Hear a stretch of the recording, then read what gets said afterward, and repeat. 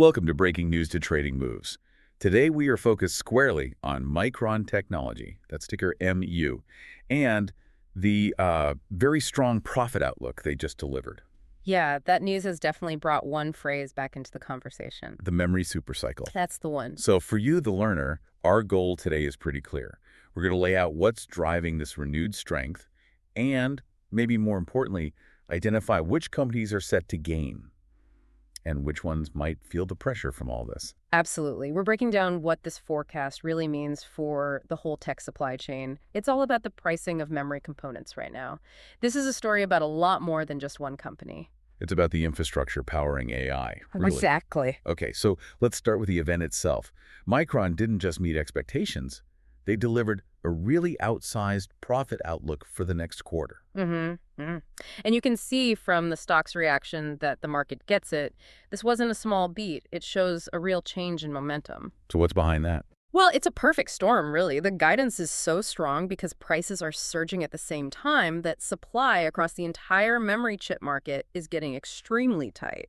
And for anyone less familiar, when we say memory chips, we're mostly talking about two kinds, right? Correct. You have DRAM. That's DRAM. The fast memory your computer uses to run things. Yep. And then you have NAND, or flash memory. That's the storage in your SSD drives. Okay, so both of those are seeing prices go up. But what's the main accelerator here? It comes from one place: specialized demand from AI data centers. The amount of data these AI models need to process, it's just enormous. So the growth in AI processors needs a similar growth in very specialized memory. And that brings us to the specific component causing the most trouble. High bandwidth memory, HBM. Right, HBM. Our analysis points to that as the real bottleneck. It's not your standard DRAM chip, is it? No, not at all. You have DRAM chips that are stacked vertically and then packaged in a special way so they can talk to the AI accelerators incredibly fast. And that architecture is what lets those big AI processes from, say, NVIDIA or AMD run at their best. Exactly. But making HBM is complex. It takes more manufacturing steps, and that really limits how fast the industry can ramp up production.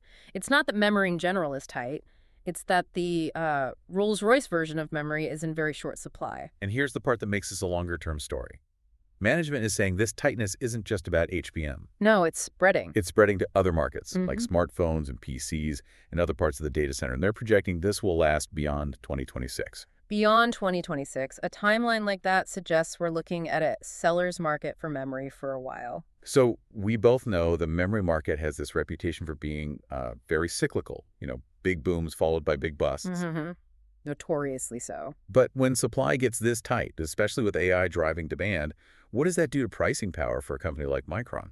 Well, it flips the whole dynamic. When a market like memory gets severely undersupplied, prices can move very, very quickly. So Micron goes from being a price taker To a price maker, absolutely. Yeah. They're no longer just accepting the market rate. They're starting to dictate the costs to their customers. And that strong guidance tells you they are already capitalizing on that control. That brings up a good point. We should probably clarify what's different about this AI demand. Is it just that they need more chips, or is it something else? It's definitely something else. It's more valuable. HBM demand isn't just about volume. It's a premium product. Right. It has a different architecture, it's harder to make, and it commands much better margins. So when Micron sells more HBM instead of just commodity DRAM, it's not just revenue that goes up. Their overall profitability gets a huge lift. And that's tied directly to this AI arms race that's happening in data centers. 100%. We can also see this playing out in their spending plans. Yeah. Micron is raising its capital expenditure, or CapEx, plans for 2026. And CapEx, for anyone listening, is just the money a company spends on things like new factories and manufacturing equipment. So that increase in spending, it kind of tells two different stories, doesn't it? It does. It has a dual meaning. On one hand, it's great news for the companies that make semiconductor equipment. They're getting more orders. But on the other hand, it also tells you that the industry is playing catch-up. Wait, okay, that's a good question. If supply is going to be tight through 2026 and profits are looking good, why isn't everyone just spending billions right now to build new plants? What's the hesitation? That's a great question, and it goes right back to that cyclical history. The memory suppliers all remember the last bust. They're very disciplined, maybe a bit cautious about not overinvesting and creating another glut in 2 years. So their caution actually keeps the market tighter for longer. Exactly. Their cautious approach to capex, even with prices rising, suggests that even with more spending, they might not catch up to demand anytime soon.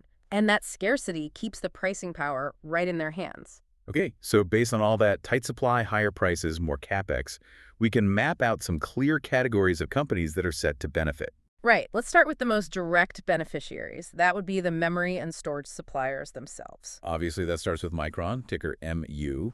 They benefit from strength in DRAM, NAND, and of course, HBM. Mm-hmm.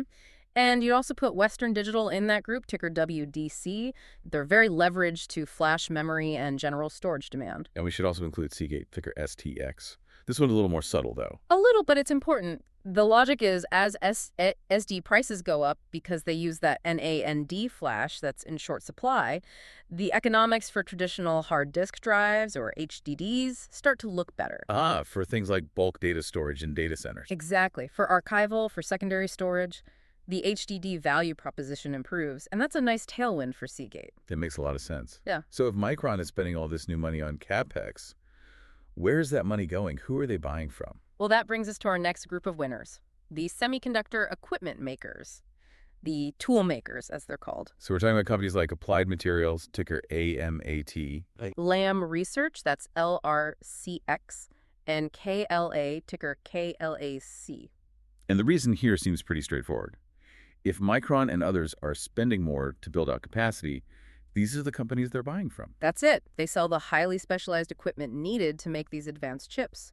So as Micron's confidence in future demand goes up, so do the order books for these tool makers. Okay, so our third and final group of winners is a bit broader. It's the whole AI infrastructure and compute ecosystem. Right. If AI demand is the engine, these are the companies building the car around it. This would include NVIDIA, ticker NVDA, AMD, ticker AMD, and Broadcom, AVGO. Yeah, and Micron's outlook is basically a vote of confidence for this entire group. It reinforces the idea that AI data center demand is still accelerating really fast. So it quiets any worries about a potential slowdown. I think so. It validates the huge investments these data centers are making in AI compute. The accelerators, the networking gear, they're all core beneficiaries. And you have to remember, without the specialized memory from Micron, those expensive accelerators can't even work properly. Their fortunes are linked. All right, now we have to flip the coin. For every company benefiting from higher prices, there are others on the hook for those higher costs. Mm-hmm. The ones who have to buy these now expensive parts. We can break them down into three main groups that are feeling these headwinds. Let's start with the most obvious ones. The companies that put memory in the devices we all buy every day. So PC and smartphone hardware brands. We're talking about Apple, ticker AAPAL, Dell, which is DELL, and HP, ticker HPQ. And these companies buy DRAM and NAND chips in, just astronomical volumes. So when the supply of those chips gets tight and prices shoot up, it's an immediate hit to their bottom line. It's a direct hit to their bill of materials, or BOM. The cost to build every single phone or laptop just went up. And for a device like a phone, even a small increase in memory costs can really eat into their margins, right? Especially if they can't just raise the price for consumers. That's the trap they're in. They either have to absorb the cost, which hurts their margins, or they try to pass it on and risk selling fewer units if customers are price sensitive. They're caught in the middle. Okay, so the next group facing higher costs are the big ones. The hyperscalers who have to build out all these servers. Right. We're talking about Amazon, ticker AMZN for their AWS division, Microsoft, MSFT for Azure, and Alphabet, GOOGL. Even giants like these are sensitive to component costs. Of course, higher memory prices directly increase the cost of every single server rack they install. And while they're the ones buying the high-end HBM, they also buy incredible amounts of standard DRAM and NAND for everything else. And we're talking about huge financial numbers here. This isn't a small change. It can add billions of dollars to their annual CapEx budgets. It's a real pressure point. They have to balance the need to keep building out their AI infrastructure against the rising costs that puts pressure on their cloud margins. So they are both the cause of the shortage and a victim of the price hikes. That's the tension at the heart of the AI ecosystem right now. All right, and our final group that's exposed to these rising costs, the auto OEMs, the original equipment manufacturers. They're car companies. Yep. especially the ones pushing into more autonomous and connected cars. So think Tesla, TSLA, General Motors, GM, and Ford, which is F. The modern car is basically a computer on wheels now. It uses a lot more memory and compute than people realize, especially for things like driver assistance and infotainment systems. They might not be buying the absolute top-of-the-line HBM. No, but they're buying huge volumes of reliable NAND and DRAM. And in a shortage, they get hit twice. First, the higher chip costs squeeze their already pretty thin margins. And second, Second, and maybe worse, longer lead times for components can just wreak havoc on their production schedules. Stopping and starting a factory line is the most expensive thing you can do in that business. so what we've really laid out here is how this very specific demand for high bandwidth memory, driven by AI, is now pulling up prices across the entire memory and storage market. It's a chain reaction. A need for a highly specialized part is now affecting the cost of everything from a supercomputer down to a basic smartphone or the computer in your car. It's a complete transmission of pricing pressure down the supply chain. So the final thought for you to consider as you watch this play out goes back to that supercycle idea. We know Micron is in a good spot now, but the true length of this tight environment will be decided by the industry's collective response on spending. On that CapEx number we talked about. Exactly how quickly and how cautiously will all the memory makers commit to spending the huge sums needed to build more capacity? The pace of that investment over the next 2 years, that's what will determine how long this period of pricing power really lasts. Please remember, this is not financial advice or buy or sell recommendations. This is purely the opinion of the author.